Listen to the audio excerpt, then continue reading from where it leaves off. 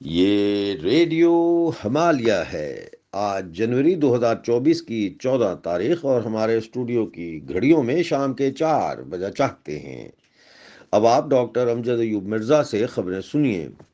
پاکستانی مقبوضہ جموں کشمیر سے حلقہ LA-25 اپر نیلم کے سابق امیدوار قانون ساز اسمبلی خورشید احمد نے خبردار کیا ہے کہ وادی نیلم کے علاقے کیل سے نادرا کے دفتر کی منتقلی کسی قیمت پر قابل قبول نہیں ہے۔ انہوں نے کہا کہ کیل اور گریس کے عوام سراپا احتجاج ہیں اور اگر یہ فیصلہ واپس نہ لیا گیا تو اپر نیلم کے عوام احتجاجی مظاہرے کرنے میں حق بجانب ہوں گے۔ یاد رہے کہ ایک عرصے سے وادی نیلم کے عوام پاکستان سے قدرتی وسائل کے بدلے رائلٹی کا مطالبہ کر رہے ہیں۔ خورشید احمد نے الزام لگایا کہ اپر نیلم حلقہ میں لوکل گورنمنٹ یعنی مقامی سرکار کے ترقیاتی فنڈز کونسلروں میں تقسیم کرنے کے بجائے سارا فنڈ حلقے کے ممبر لیجسلیٹو اسمبلی یعنی ممبر قانون ساز اسمبلی کو دیا گیا ہے، جس نے اپنے من پسند افراد میں سیاسی رشوت کے طور پر اس رقم کو تقسیم کیا ہے۔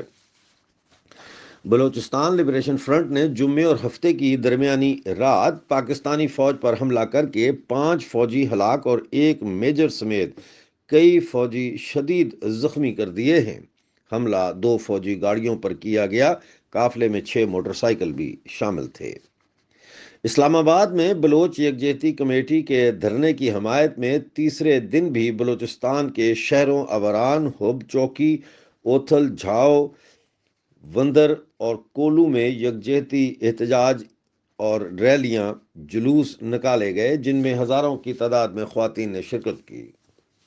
پاکستانی مقبوضہ گلگت بلتستان کے شہر گلگت، سکردو اور یاسین میں گیہوں کی قیمتوں میں اضافے کے خلاف احتجاجی دھرنے بدستور جاری ہیں۔ تینوں شہروں میں سخت سردی کے باوجود لوگ دھرنوں میں بیٹھے ہیں۔ گلگت اور یاسین میں دھرنے کو 12واں دن جبکہ سکردو دھرنے کو 19واں دن ہو چکا ہے۔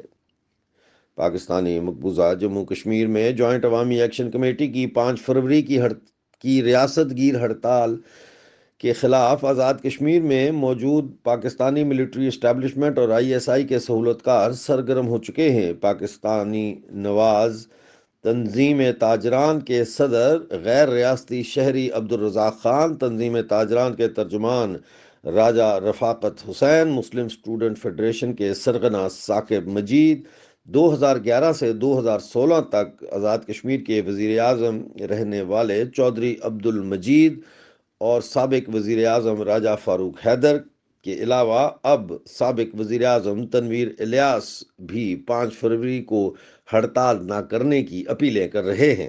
یاد رہے کہ 5 فروری کو 33 سال سے پاکستانی ملٹری اسٹیبلشمنٹ یوم یکجہتی کشمیر کے نام پر بھارتی یونین ٹیریٹری جموں کشمیر میں نام نہاد جہاد اور پاکستان کی پراکسی جنگ کی حمایت میں پورے پاکستان اور مقبوضہ جموں کشمیر میں سرکاری چھٹی اور بڑے پیمانے پر عوام کو موبلائز کرتی رہی ہے، اور یہ پہلا موقع ہے جب جموں کشمیر جوائنٹ عوامی ایکشن کمیٹی نے 5 فروری کو پاکستانی مقبوضہ جموں کشمیر میں پاکستانی لوٹ مار اور بجلی کے بلات پر ظالمانہ ٹیکسز کے خلاف یوم احتجاج منانے کا اعلان کیا ہے، لیکن پاکستانی مقبوضہ جموں کشمیر میں موجود پاکستانی ملٹری اسٹیبلشمنٹ کے سہولت کار 5 فروری کو آزاد کشمیر کے عوام کے ساتھ یکجہتی کرنے سے منع کر رہے ہیں۔ معاف کیجیے گا۔